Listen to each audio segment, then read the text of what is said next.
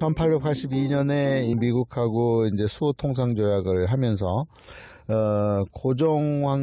고종왕이 이제 그 답방 형태로 이 견미사절단 보빙사라고 하는 이제 민영익 일행단이 이끌고 오는 10여 명의 사절단을 미국 땅에 보냈고, 그래서 미국에서 여러 문물을 보고 들어가던 중에 이제 결정적으로는 이제 민영익이 돌아가서 일어난 사건이 바로 그 갑신정변이에요. 1884년. 거기서 이제 민영익이 죽을 뻔했는데, 칼에 난자당해서 죽을 뻔했는데, 그를 살려놓은 사람이 그 직전에 들어와 있던 알렌이라고 하는 미국 그 공사예요. 왜냐하면 미국과 수호 통상 조약을 했기 때문에 미국 외교관이 들어와 있었단 말이죠. 근데 이 알렌은 사실은 의사예요. 면서 기독교인이에요. 그리고 선교사인 거예요, 사실은. 그러니까 감추고 있었던 건 선교가 목적이었고, 그리고 의사이기 때문에 한국에서 급히 이제 민영익이 이제 궁 안에서는 치료가 안 되니까 워낙 피를 많이 흘리고 있기 때문에 그래서 이 알렌을 불러서 알렌이 민영익을 살려내요. 그래서 이제 고종이 이제 그 미국인들을 보는 시각과 또 종교를 보는 시각이 좀 달라지면서 두 가지를 허용을 해요. 두 가지. 그러니까 점진적인 선교 전도를 허용을 했는데 제한을 둔 거야. 뭐냐면 적극적으로 전도하는 건 안 되고 교육자 집단하고 그다음에 의료, 의술, 의사들은 들어올 수 있다. 개신교라도 상관없다. 이렇게 된 거죠. 그래서 이제 그 마침 그 보빙사가 이제 조선에서 배를 타고 샌프란시스코를 도착해서 거기 기차로 그 뉴욕까지 워싱턴까지 가던 중에 그 기차 안에서 지난번에 이제 일본 개신교 얘기하면서 일본에 먼저 모든 미국 땅에 있었던 분파들이 들어왔다 얘기했잖아요. 그래서 신학교가 생겼다. 아오야마 신학교인데요. 대표적인 신학교가 이제 아오야마 신학교인데, 그 아오야마 신학교를 설립을 하고 운영을 하고 있었던 이가 마침 같은 기차에 탄 거예요. 그래서 그 기차에서 이제 물어보니까 이제 조선이라는 나라에서, 그래서 이제 거기서 이제 이 아오야마 신학교를 설립하고 운영하던 설립자 중에 한 명이었던 이 양반이 이제 감리교회 선교사였어요. 미국 땅에 들어가서 이제 그 소식을 전한 거죠. 조선이라는 나라에 아직 안 들어갔는데 의술과 교육은 받아들인 데더라. 그래서 부랴부랴 2년 동안 준비해요. 1년 몇 개월 동안 공고를 내서 선교사를 모집을 해서 이제 거기에 최종 이제 선교사로 나타난 이가 3명이에요. 조선에 가겠다고 뽑힌 3명이 있어요. 한 명은 바로 우리가 잘 아는 아펜젤러입니다. 아펜젤러. 오늘날의 배제대학교, 배제중고등학교. 그 아펜젤러. 그리고 2명은 바로 이화여대에 전신되는 이화학당을 세우게 되는 그 어머니가 세우게 되는데, 스크랜튼 모자예요. 스크랜튼 어머니하고 아들이 의사인 거예요. 의사 자격으로 이제 들어오는 거죠. 그래서 아들 스크랜튼 모자가 들어와서 어머니는 결국에는 나중에 되면 이제 이화여대를 설립하는 그 기초를 놓는 사람이 된 거고, 그 스크랜튼은 교회를 세워요. 그 지금의 남대문에서 이 남대문 시장 쪽에서 저쪽 한국은행 쪽 중앙국체육 쪽으로 이렇게 가다 보면 세로나 백화점이라고 옛날에 있었어요. 그게 상동교회 자리예요. 지금도 있어요. 상동교회를 세우게 돼요. 이 스크랜튼 아들이. 그 인물이에요. 아펜젤러는 정동제일교회, 그 덕수궁 돌담길에 있는 그거를 세우게 되는 인물이고, 그래서 이 3명이 이제 딱 들어오게 되고, 또 한 명은 누구냐면 이제 언더우드라고 하는 인물, 연세대학교를 세우게 되는, 고등학교는 경신고등학교, 그리고 대학교는 이제 연희전문을 만들어서 연세대학교가 되죠. 그 기틀을 놓으면서 그가 세운 교회가 세문안교회예요. 세문안교회. 이렇게 선교사들이 의사라는 이름으로 또 교육자라는 이름으로 이 언더우드는 이제 어디서 교육을 받았냐면 뉴욕에서 뉴욕 NYU 출신입니다.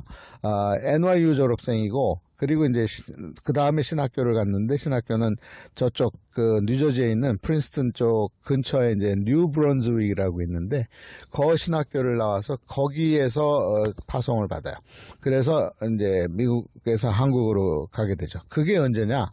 1885년 부활절 날.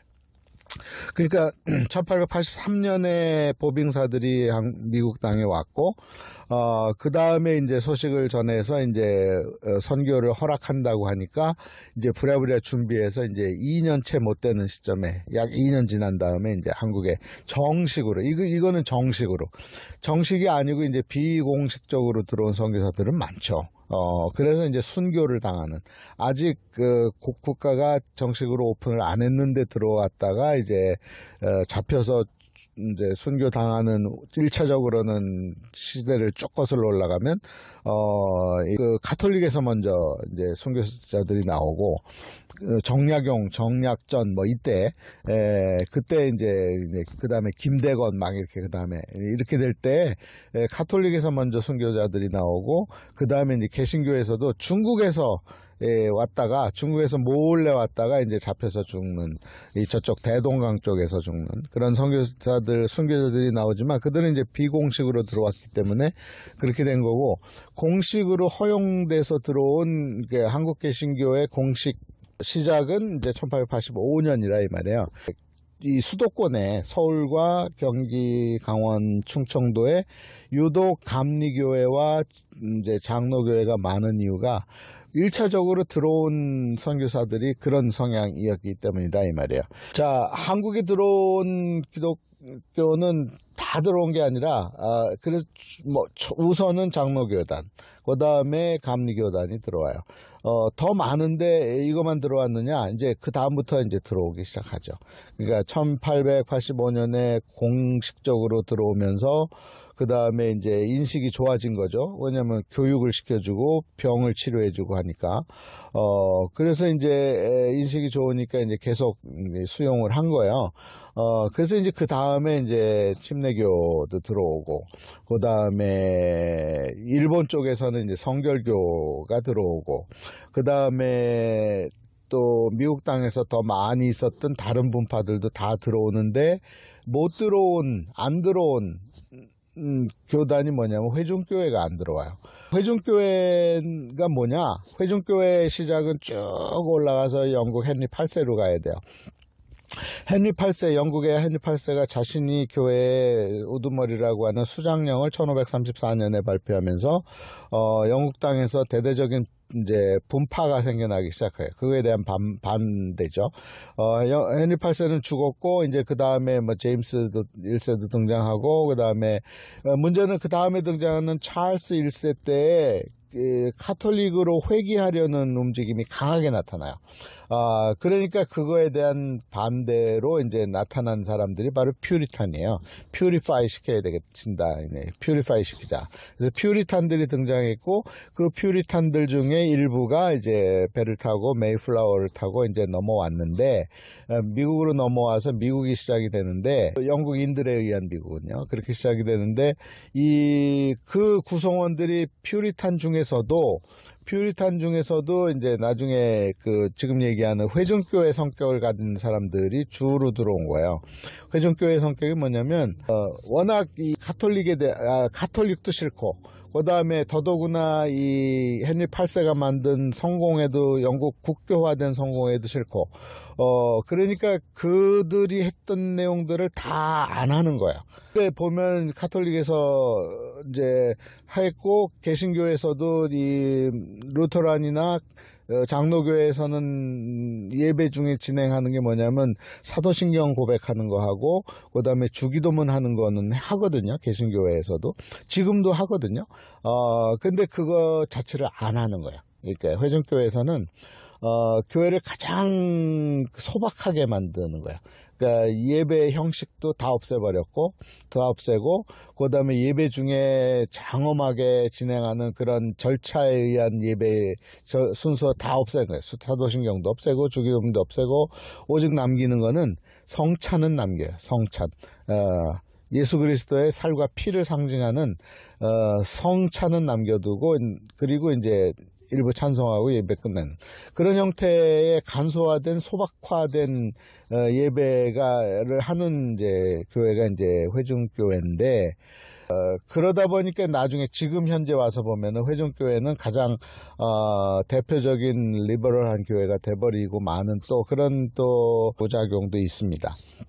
어쨌든 그 교회는 안 들어왔어요. 한국에는. 일본에는 들어갔는데. 근데 한국에는 안 들어오고 대신에 장로교회가 적극적으로 들어옵니다. 장로교단이. 미국이 이제 북장로교, 남장로회로 이제 구분이 돼 버리는데, 구분 없이 북장로회도 들어오고, 남장로회도 들어오고, 캐나다 장로회도 들어오고, 또 호주에 있었던 장로교단에서도 들어와요. 그러니까 장로교단에서 선교사들 제일 많이 한국에 보내요. 그래서 한국에 장로교회가 많은 거야. 근데 이제 장로교회도 이제 종류가 여러 분파가 있어요. 그건 이제 한국에서 발생하는 분파예요. 그건 한국 교회사 할 때 할 수밖에 없는데, 그래도 잠깐 다루면 1901년에 드디어 이제 한국 자체 내에 신학교가 생겨요. 그게 이제 그냥 통칭 평양신학교라는 건데, 정식 명칭은 장로회 총회신학교라는 거예요. 하나가 생겼기 때문에 감리교에서도 그거를 수용을 해서 이제 총회로 운영이 됐기 때문에 한국 선교를 총회라고 하는 하나의 조직을 만들어요. 그래서 이제 거기에는 다 이제 들어간 거예요. 장로교단도 들어갔고, 감리교단도 들어갔고, 그래서 어떻게 하냐면 한국 선교를 조직적으로 잘 해보자. 그래서 이제 수도권은 장로교단과 감리교단이 주로 맡고, 그 다음에 이 남쪽에 경상도, 그리고 전라도, 북쪽에 평안도, 함경도 이렇게 나눌 때 경상도하고 평안도 쪽이 장로교단이 주로 맡고, 근데 어느 나라에서 온 장로교단이냐, 그거에 따라서 캐나다 장로교단에서 온 팀은 어디를 맡고, 그 다음에 미국도 북장로회, 남장로회가 있으니까 남장로회에서 온 교단은 어디를 맡고, 이렇게 이제 나누어서 이제 전도하는 그런 이제 지도가 나오게 돼요. 나중에 보면 그렇게 지도가 생겨버리는 거지. 그래서 그 지도가 아직도 우리 이제 교회사를 보면 돌아다니고 있어요. 그렇게 이제 나누어서 전도를 하게 되었고, 그런데 보면은 머저리티가 장로교단이 제일 셌다 이거야. 그러니까 이제 장로교회가 많아질 수밖에 없는 거죠. 많아지니까 그러니까 교인 수도 많아지니까 거기에서 또 이 불협화음이 나겠죠.